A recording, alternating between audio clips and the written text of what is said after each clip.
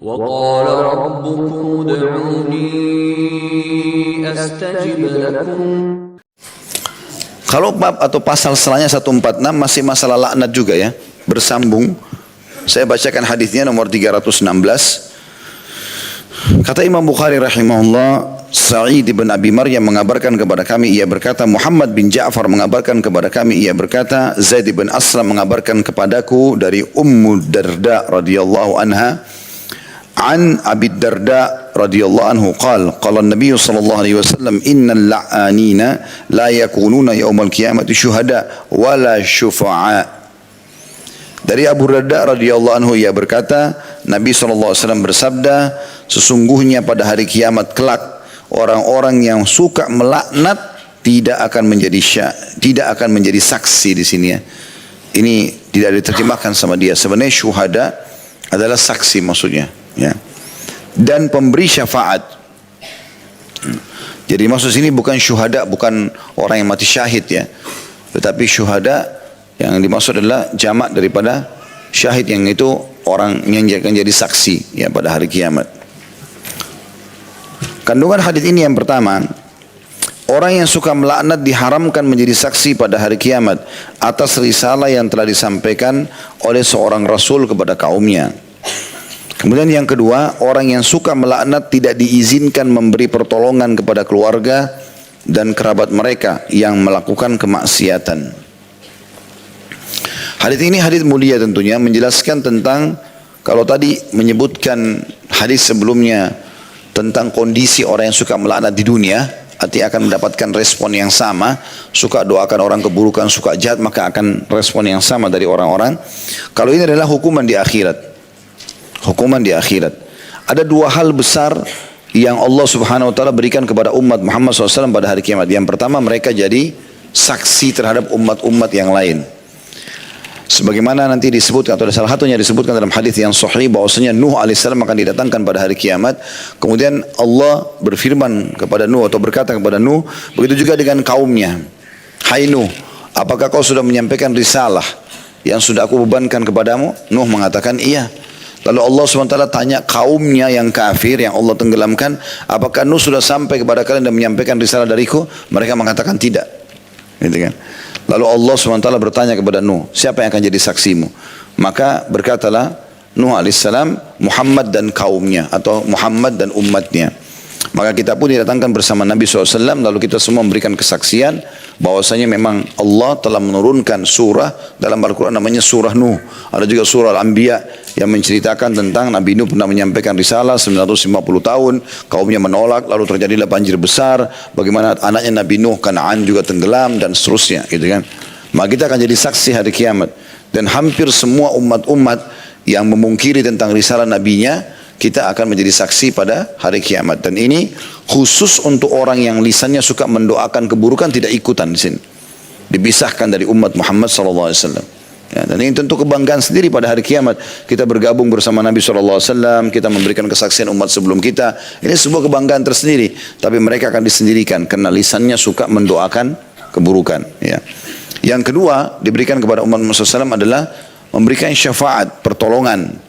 Ya, kalau seandainya seseorang di antara kita, dan insya Allah kita termasuk itu, memiliki amal yang besar, misalnya amal solehnya banyak, Allah kabulkan, Allah terima semua amalnya.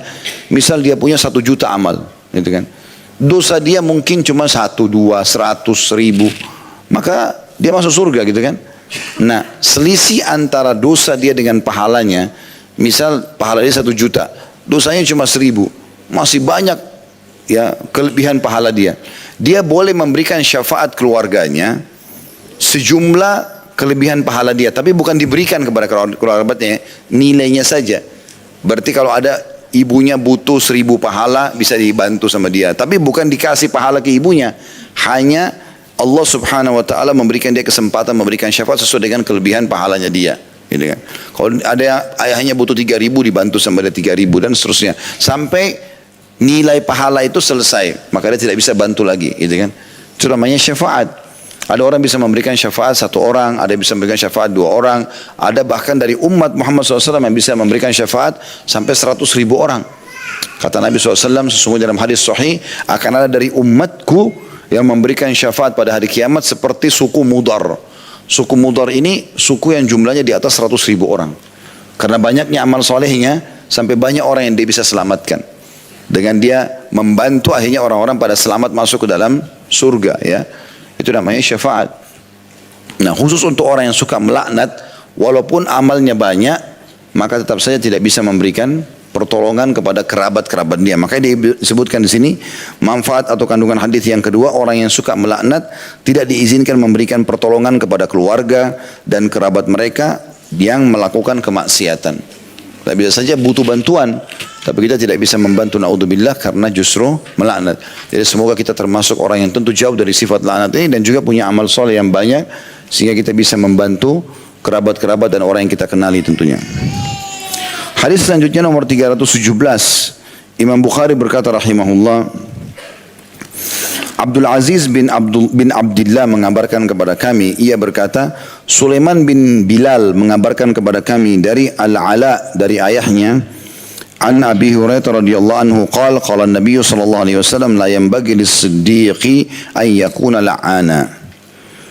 Dari Abu Hurairah radhiyallahu anhu dari Nabi sallallahu alaihi wasallam, orang yang siddiq, kata Nabi SAW, atau membenarkan imannya dengan amal, tidak pantas menjadi seorang pelaknat. Penjelasan hadisnya adalah celaan atas sikap suka melaknat, dan orang yang jujur tidak dibolehkan melaknat orang lain karena kedudukannya yang tinggi, yaitu berada di bawah kedudukan para nabi pada hari kiamat nanti. Kesimpulannya tentunya adalah tetap sama dengan sebelumnya tadi, orang mukmin tidak boleh melaknat. Jadi biar orang itu kelihatannya bercahaya wajahnya, tiap hari bersedekah, baca Quran, tapi kalau lisannya suka menghina orang lain, maka percuma saja. Ini sesuai dengan hadis yang pernah kita pelajari, ya. Ada seorang sahabat berkata kepada Nabi SAW di masjid, kebetulan ada dua orang wanita di Madinah menjadi buah bibir orang pada saat itu. Yang satu, kata seorang sahabat, ya Rasulullah, fulana. Tidak disebut namanya, karena memang sunnah Nabi tidak menyebutkan nama orang. Kita cuma bilang ada orang begini misalnya. Dan sahabat sudah tahu siapa yang dimaksud sebenarnya. Nabi SAW juga sudah tahu. Mengatakan tidak pernah ketinggalan sholat malam, tidak pernah ketinggalan puasa di siang hari. Jadi selalu luar biasa ibadahnya. Tetapi lisannya tajam, menyakiti tetangganya. Kata Nabi SAW, la khaira fiha hiya finnar. Nggak ada kebaikannya wanita itu, pasti masuk neraka. Padahal selalu sholat malam, selalu puasa. Karena buruknya lisannya suka mencaci maki orang, melaknat di sini, maka akhirnya masuk neraka. Lalu kata sahabat tersebut, ya Rasulullah, ada fulanah juga, ada wanita lain di Madinah. Sesungguhnya tidak terkenal dengan ibadahnya. Dia sholatnya iya, tapi tidak seperti yang pertama. Ya, puasanya juga iya, tapi tidak seperti yang pertama. Cuma orangnya tidak pernah nyakiti orang dengan lisan yang lain. Tidak pernah nyakiti orang dengan lisannya. Kata Nabi SAW, kebaikan ada padanya dan dia masuk surga. Dan dia masuk surga. Jadi pentingnya di sini, sebagaimana kita bilang tadi sebelumnya, menggabungkan antara amal-amal ibadah yang kita kerjakan dari sholat, dari puasa, dari sedekah, dari haji, dengan juga menjaga akhlak kita. Dan tolak ukur akhlak bisa dilihat dari lisannya seseorang. Kalau lisannya suka mengucapkan kalimat-kalimat buruk, menjatuhkan orang lain, gosipin orang lain, berarti percuma saja. Karena akan ada dosa-dosa yang berat yang dia dapatkan, yang nanti bisa berimbang dengan amal solehnya. Tapi yang benar adalah orang mukmin, mereka selalu jauh daripada sifat-sifat seperti ini, laknat dan seterusnya. Ya, sudah kita jelaskan panjang lebar dari awal materi tadi. Kemudian di sini Nabi SAW menyebutkan tentang masalah siddiq. Siapa siddiq itu? Ya, di antara sahabat Abu Bakar mendapatkan julukan siddiq. Di situ dalam kurung dijelaskan maknanya membenarkan imannya dengan amal.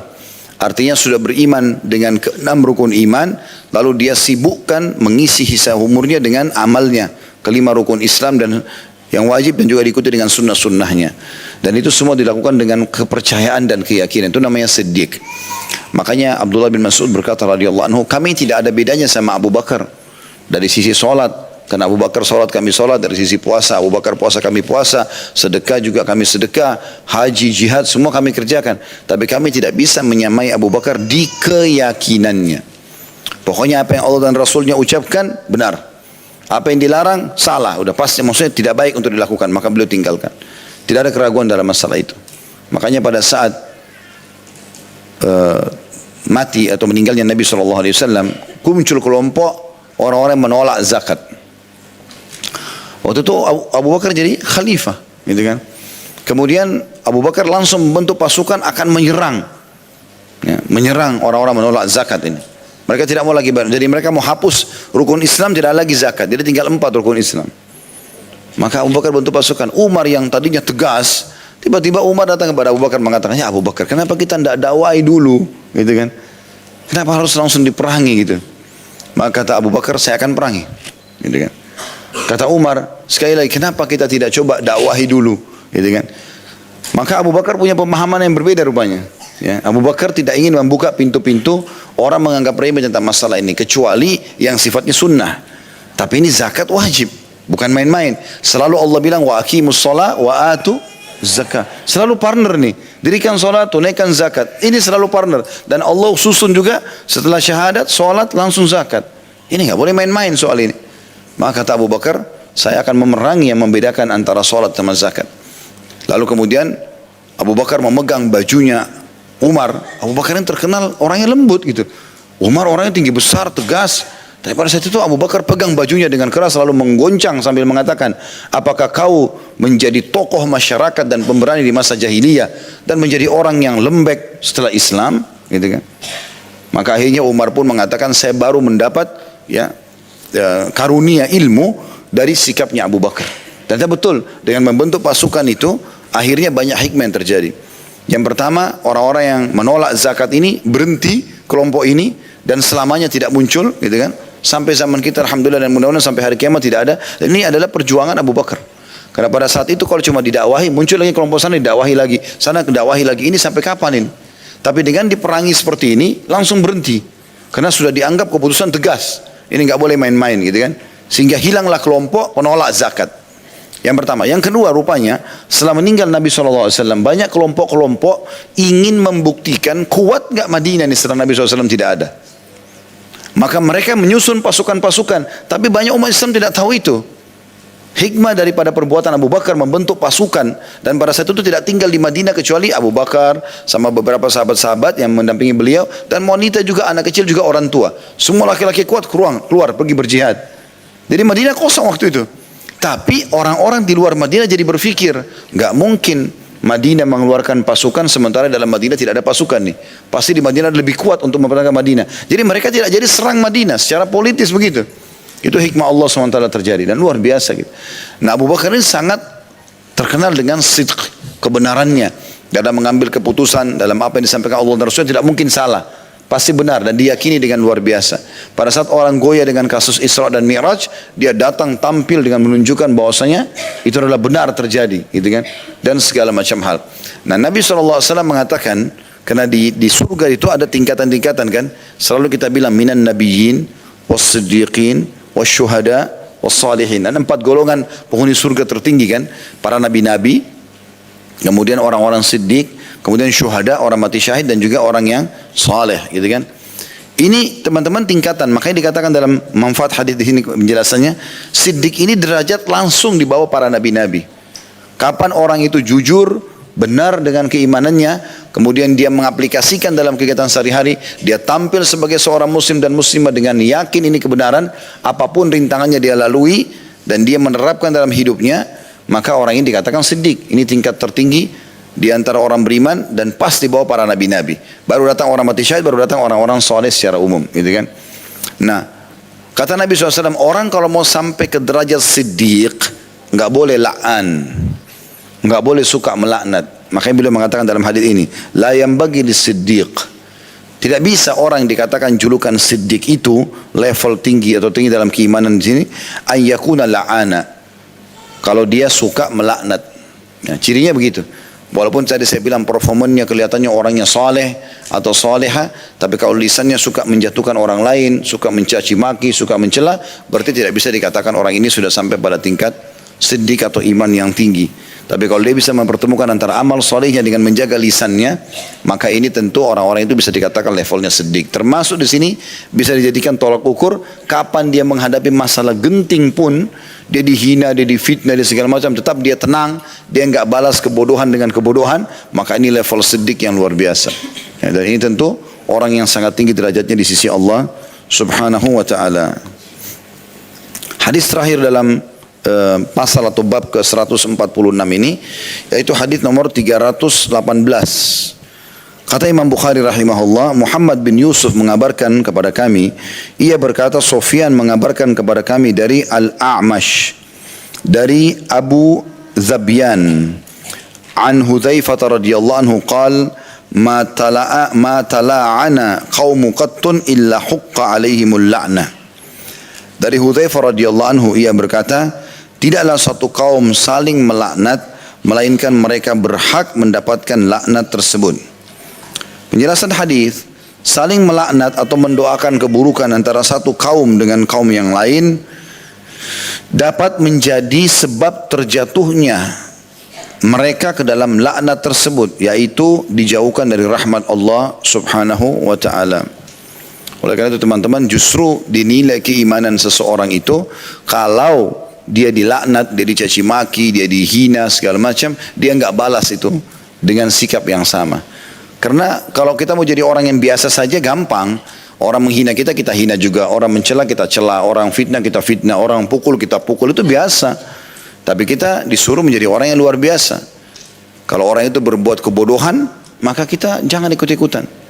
Sebagian salafus saleh, ya, kalau ketemu sama orang yang dianggap bodoh, gitu kan, mereka mencaci maki, mereka segala macam, mereka diam, tidak ditanggapi, karena dia pikir orang ini bodoh, ini belum faham.